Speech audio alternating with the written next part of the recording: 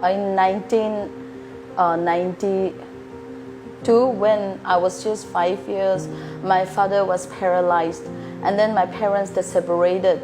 And after that, we had to grow up almost like an orphan because my father was bedridden. And then over the course of time, my father became more weaker, and then he passed away 21 years ago when I was only 13 years. We had to live with my uncle and his wife, with the family together. We grew up in a home where we were physically, mentally, morally, and sexually abused.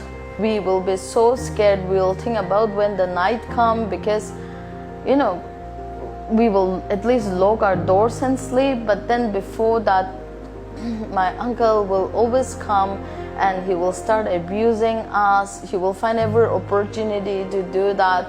And I believe that even his wife knew it, but she was not doing anything about it. Instead, she will trash us, and then she will beat us up very badly to silence us. My faith in the Lord totally went down at that point of time because that's when depression started. It was very difficult that sometimes I cannot even explain in words. And I used to think why I'm still alive, why I did not die, and why the Lord have abandoned us completely.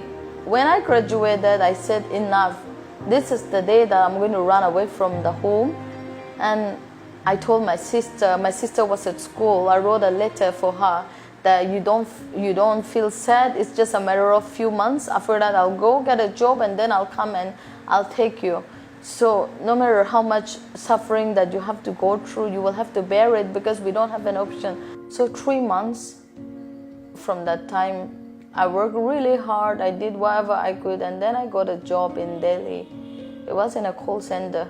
I took the job, I went to Delhi, and then I told my sister to run away from home. Then within a month or two, we were reunited. I wasn't earning a lot, and we used to stay in a one bedroom where there was no kitchen even. But then, our life was 100 times better than the life that we lived. So that was when our life really began. Then I met my ex-husband, got married, we had a wonderful life for a few years, but then something was missing there, something was wrong, problems started coming up. And even then I went through a lot. I never wanted a kid because of the abusive childhood, the very dark childhood that we went through. But when I wasn't hoping it, when I did not want it, I got a miracle in the form of my child, my son. The Lord sent him to my life so that, he will encourage me to continue living further. I was very hesitant to take help from anyone, and my depression was becoming worse. So I started speaking to him, and then slowly I tried going to a church or two. Then I started praying. This time I did not pray for a miracle because there are already many miracles that happen in my life.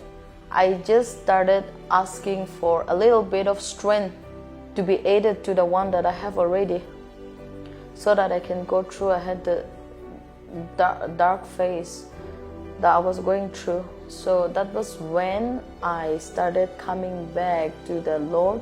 If the Lord wasn't with me, if Jesus wasn't with me, me and my sister, we would have been killed maybe.